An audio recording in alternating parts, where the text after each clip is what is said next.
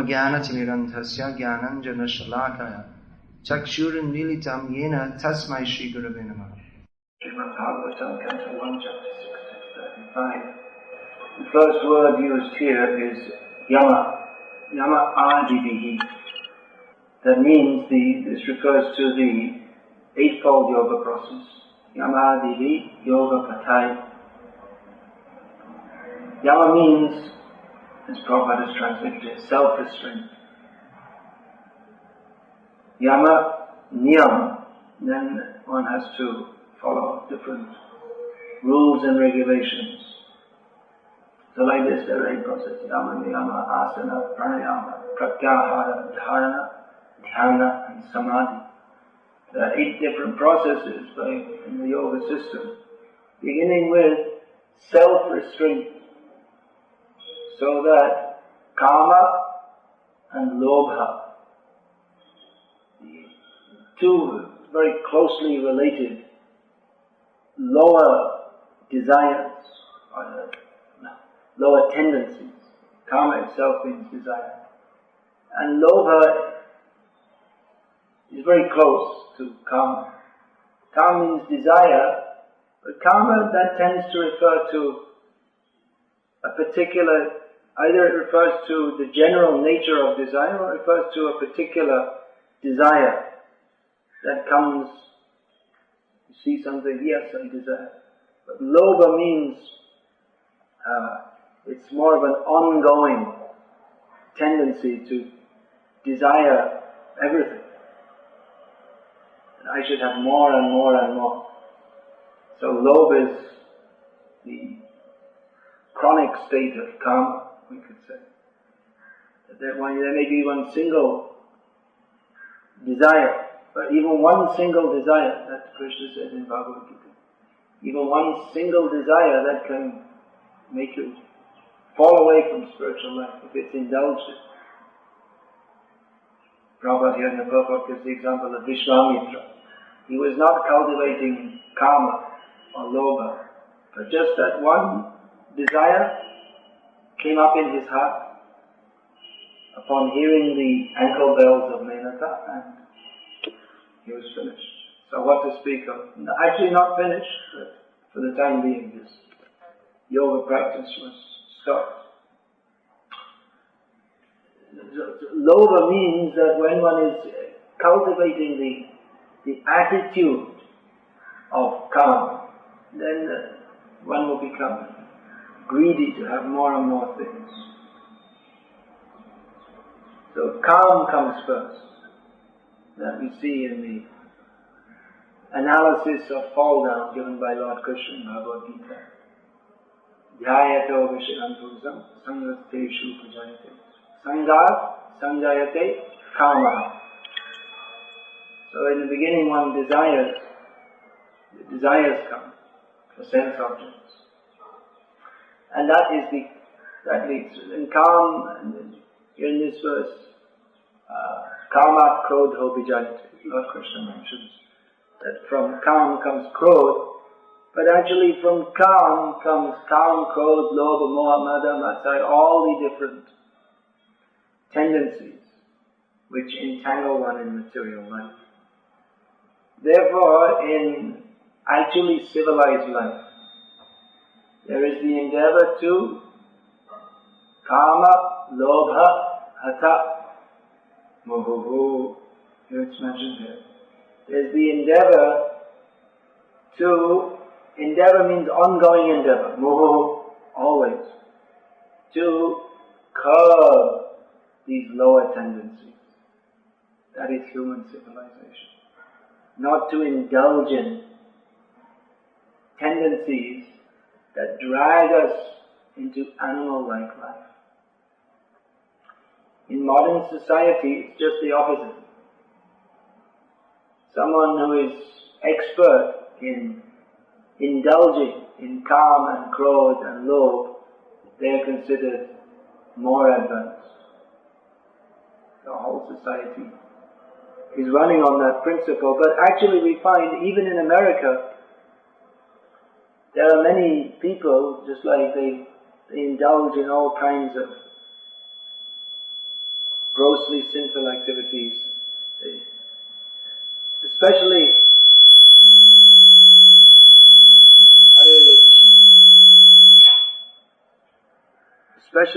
if men who indulge in lots of sex and adultery and visiting prostitutes and all that, many times they're doing it, but actually inside they feel disgusted with themselves. I saw one anecdote was narrated. Our book distributor in Canada or America somewhere, I think it's in Canada. So he met one man with seemed to be his wife on the street. Of course, in the West you can never tell. It might be someone else's wife. So the devotee showed him one book. And the man said to him, actually, I'm a very bad man. I feel disgusted with myself. I'm going with so many different women, and drinking and smoking and so many bad things. No, actually it was two men that were together. One man said like that. Two men together. He said, give me this book, I need something to change my life. He was saying like that. So even, you see, the whole society, no one's telling him you have to change your life. They're telling him, yes, eat, drink, sleep, be merry and enjoy, for tomorrow we shall all be dead. But many times people, if they have a little bit of a good tendency in their heart, then they'll feel disgusted with it. Because actually it's disgusting. It's jnanam avritya dehinam, that's described in Bhagavad-gita. Lust that covers the intelligence, it covers the intrinsic knowledge of the soul that I am an eternal servant of Krishna. So if anyone it may be very covered and deep, that consciousness becomes very much covered over, that I am the eternal servant of Krishna. The more we engage in lust and activities which are meant for enjoying the senses, the more we indulge in that, then the more that consciousness becomes covered. But it never becomes fully covered over. Especially in the human form of life, there's the opportunity that is the opportunity to become Krishna conscious. Otherwise, in other forms of life, it's not possible. But mostly people, they're spoiling their lives by indulging in sense gratification. But it may be that some people who are grossly engaged in sense gratification, that they can also become devotees. There are many cases that Prabhupada used to quote Yamuna Acharya. Yadabadi mama cheta Krishna padara vinde navanavara sadhaman dhamadya antam rasit tadavadhi bata nari sangame smaryamanim bhavati shushtu nishdivanam cha. He said that, quoting Yamuna Acharya, that since I've been engaged in the transcendental loving service of Krishna and experiencing at every moment the nectar of Krishna's devotional service, then sometimes in my mind it comes, the thought of how I previously used to enjoy so much with women, because he was a king and a very licentious king. Licentious, you know what that means? It means he took a license to do so many things which he shouldn't do. It means he was very lusty. And lusty is one thing, but to engage that lust in enjoying so many women, that's very sinful. So he would remember sometimes, oh, I used to do Bhavati mukha vikaru sushtu nishtivanam cha. Oh, I used to do so many bad things. And then you'll spit, remembering that, oh, I feel like, how bad that is. So that thought, I will enjoy, let me indulge my senses. It may seem as if it gives pleasure, but actually it's disgusting.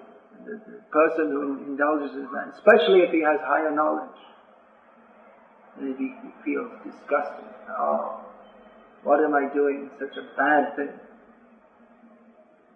I remember one of my godbrothers told me, confidentially, I won't say his name, of course, but he told me that after he got married and then he said, so much sex. You could see he felt very disgusted with himself. So actually this is degrading to the soul. So this Vedic culture, Prabhupada wrote in one purport, the whole system of varnashram is meant to help us overcome these, especially sexual desire. Here is mentioned kama, lobha, they all go together. Kama, krodha, lobha, moha. You won't find, if someone is unrestrained in one direction, then he won't be controlled in another direction.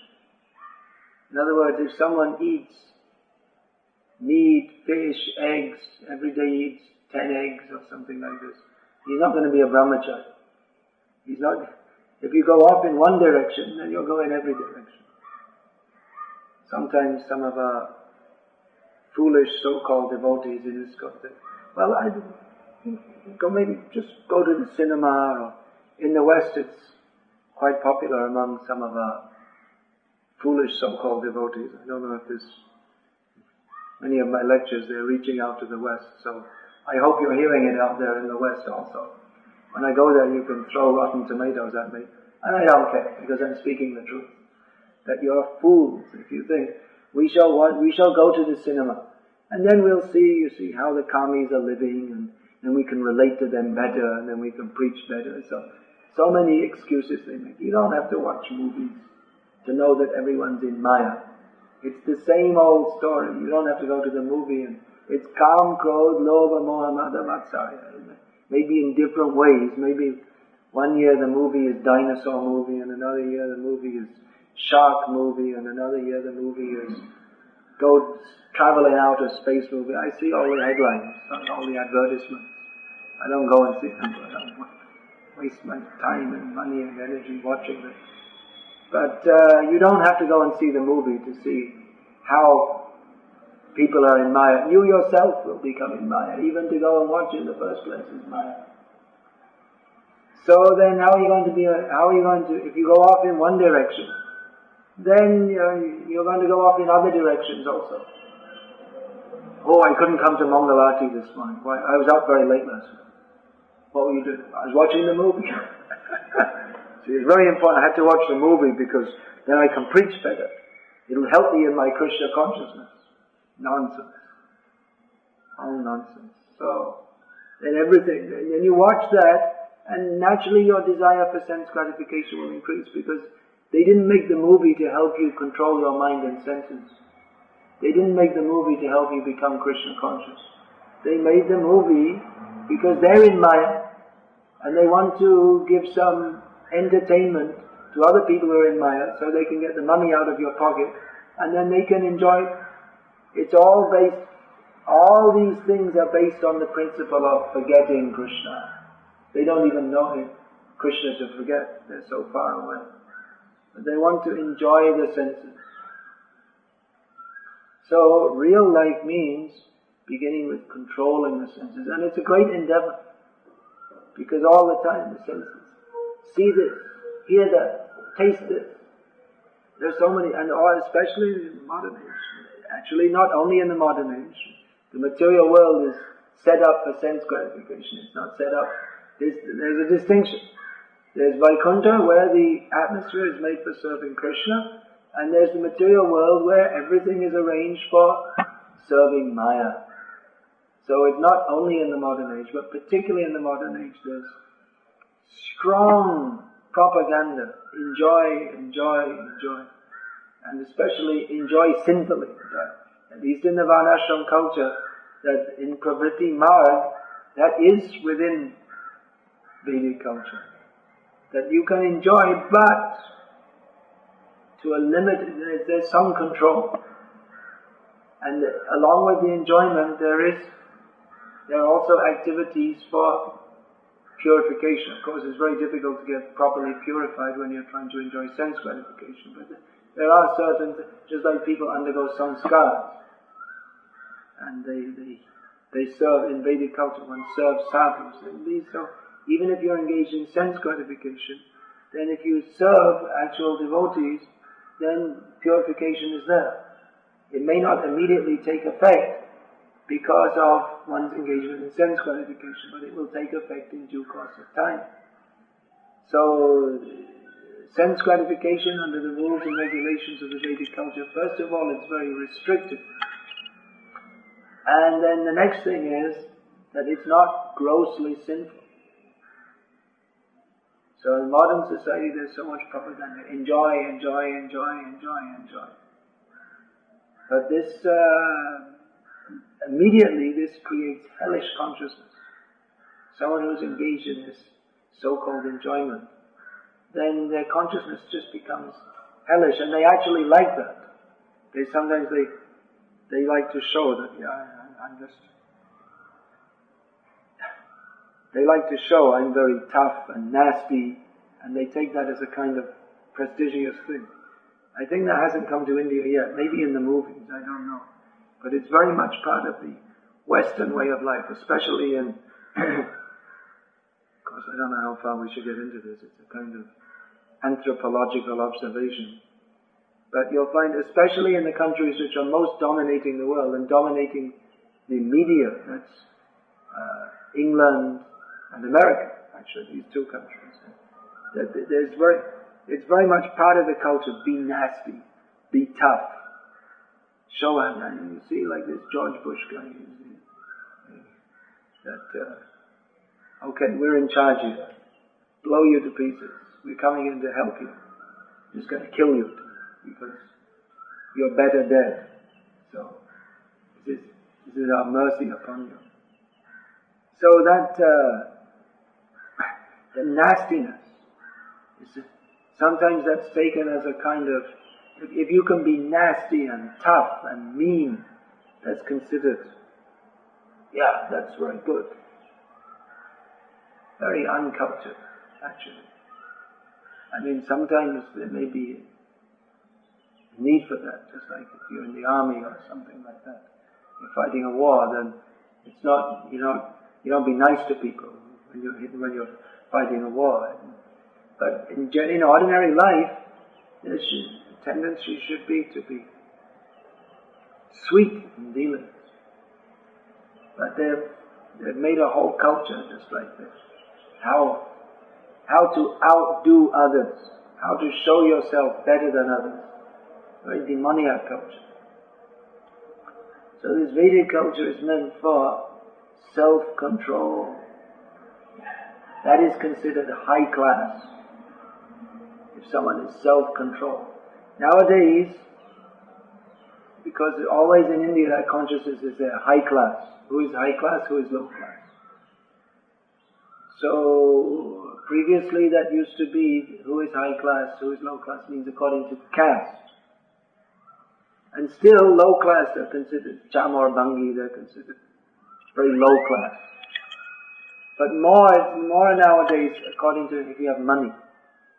If someone has money, they're considered high class. And generally the people with money, they're drinking, they're smoking, they're fornicating, they're eating meat, they have a big car, nice house, very high class. They measure only in terms of money. But in Vedic culture, high class means who can control the senses. That's considered high class. That's why the Brahmana, they would live in a little hut. But the king, who has got so much money, would come to see him and bow down before him. Because he knows, I have got so much money, I have got so much military power, but this person is superior to me. Because I'm indulging in sense enjoyment, and he is controlling the senses. That is the difference.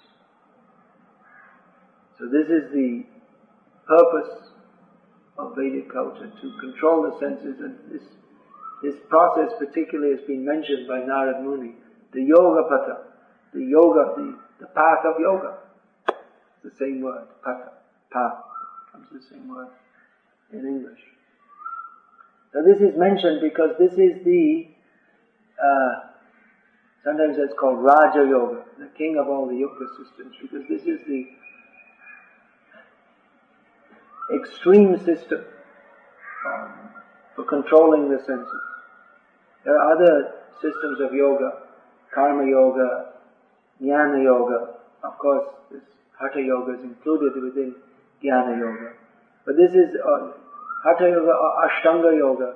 That is a very specific process for taking the senses and taking it very strongly control it. Very strong determination. You have to sit and do your meditation and control the senses. Very strict about eating, about sleeping, performing austerities. This yoga system is the hardcore system for becoming self-controlled.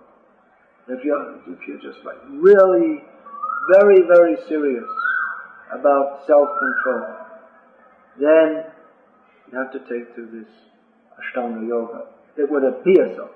But Narad Muni here is stating, actually no. There's a better system, Bhakti Yoga. How is that? Because in Bhakti Yoga you're singing and you're dancing and you're eating nice food. Then where is the control of the senses? Whereas in Hatha Yoga, you're sitting in a cave and you're meditating, and even you see the ants might be crawling all over you, and you just have to sit. And very abstemious in taking food, maybe just hardly eating. Generally we think yogi very thin, not eating, not sleeping. Although Prabhupada used to say that I've seen so many yogis in meditation snoring. So, not very effective. But actually if you do, then there's no snoring. The way they sit, first of all you practice, before dhyana, first of all they have to practice following these rules and regulations, then how to sit properly, how to breathe in such a way that you won't fall asleep.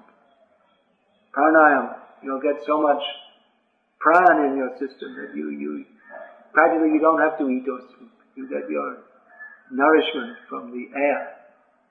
So such an extreme system of self-realization.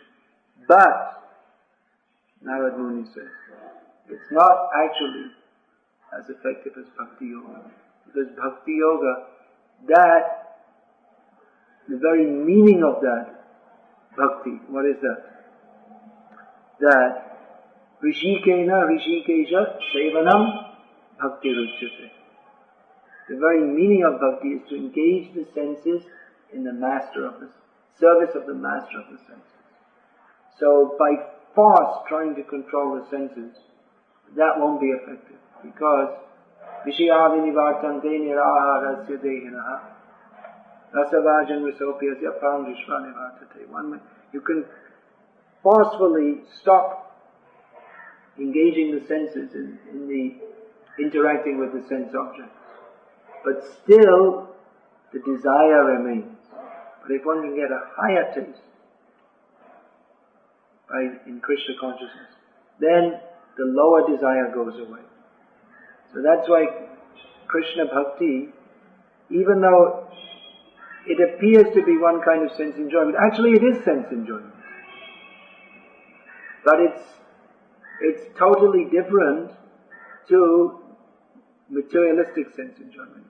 We can't say that devotees, we can't say we're not enjoying the senses. To not enjoy the senses, that is the process of the yogis or mayavadis. They want to stop the senses. But devotees do experience sense enjoyment, but in a completely different way. Instead of trying to enjoy the senses for themselves, they engage the senses in the service of Krishna. And then when He is satisfied by our activities, then we also feel satisfaction. Just like when we hear kirtan, when we engage in kirtan nicely sung, then we enjoy that, but we enjoy it because it's for the pleasure of Krishna. It may be, sometimes you see people that are very expert in singing, but actually then we may not enjoy that very much, because if it's not done for the pleasure of Krishna. Just like professional singers, they may be very expert. We have in ISKCON in India, many devotees who they sing in professional style, but that may not be very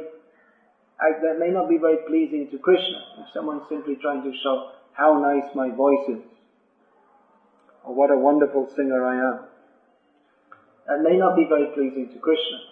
Of course, it doesn't mean that devotees should deliberately play out of time or out of tune. Or actually, here in this area, the devotees here could use maybe become a little bit more musically adept, because after all, kirtan is for the pleasure of Krishna. So things like playing kartals in time and things like that. If it's out of time, then it sounds terrible. Those who are playing out of time, they can't hear it. If they could hear it, they wouldn't do it. So you have to play in time. There are various things. Generally, everyone wants to go fast all the time. I noticed in ISKCON generally our kirtan goes at two different speeds, either fast or very fast. But actually, if you hear Prabhupada, his kirtan, you start off very slow, then gradually get faster. Not that you start off samsara-dava nalalita loka, and then by the end it's it's not supposed to be like that. It's start off slow and sweet, and then gradually increase the tempo.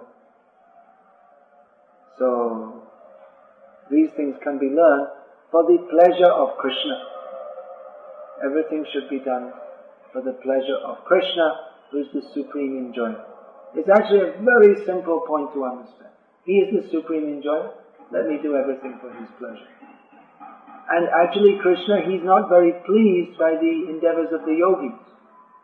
You can go and sit in a cave and be very austere, but it doesn't please Krishna particularly, because there's no endeavor to satisfy him in that. But if someone they may appear to be not very spiritually advanced, but if they offer Krishna a flower, please, very nice flower, let us offer it to Krishna. Such a person with such an attitude, they're already far more advanced than the yogi sitting in the cave. Because there's the attitude, let me try to please Krishna. So even if that person is not controlling the senses in the same way as the yogi, he's actually making advancement because pleasing Krishna. So devotees, it's not that they should, alright then, we won't bother to try to control the senses. There has to be some endeavor also. We don't totally reject the endeavor to control the senses. We say, yes, the real process is to engage the senses at the service of the master of the senses.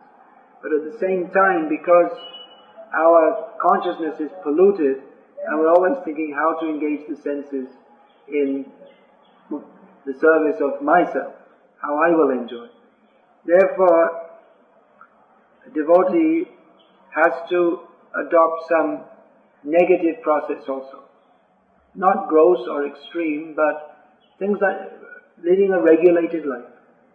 For instance, we don't go to the ice cream parlor and they think, well, it's vegetarian. And, it's milk products. Krishna likes milk products. So let's go to the ice cream parlor. And when we go inside, we will mentally offer everything, so it will all become prasadam. But we're not doing it for the pleasure of Krishna. We're going because of desire to satisfy the tongue. Jiva lalashe jay iti yuti dhai. What is that? Shishno da parayan Krishna nahi pai. Jiva lalashe. In Hindi that word got changed to lalach.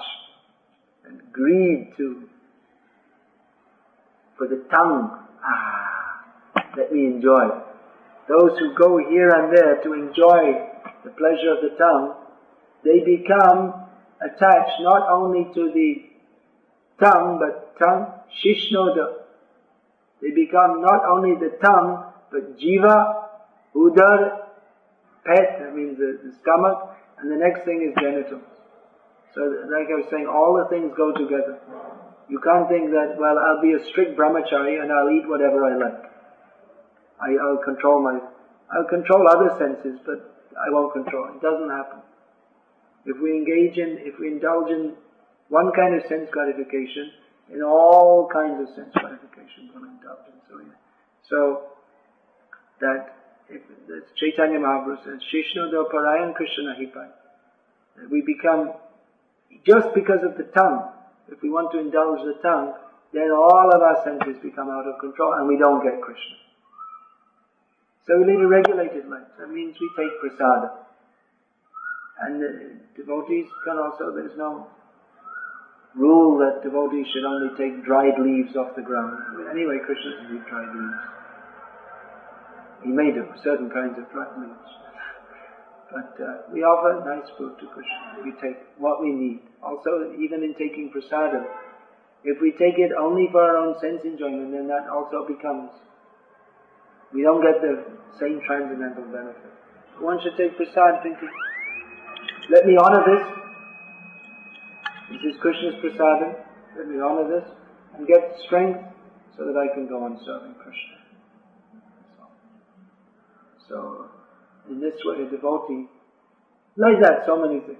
Take prasad means you don't go to the ice cream bar. Maybe you might go to sell some books, that's all. Otherwise, we don't go for our own sense gratification.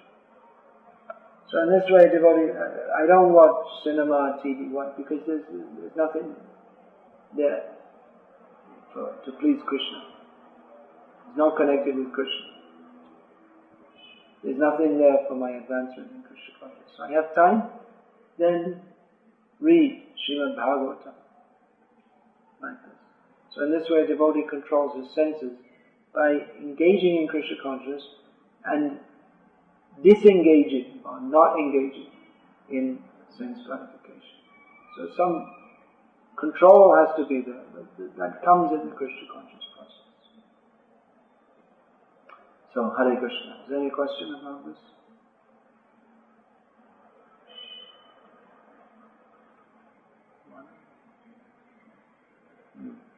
Yeah, please. Is this said to be transcendental?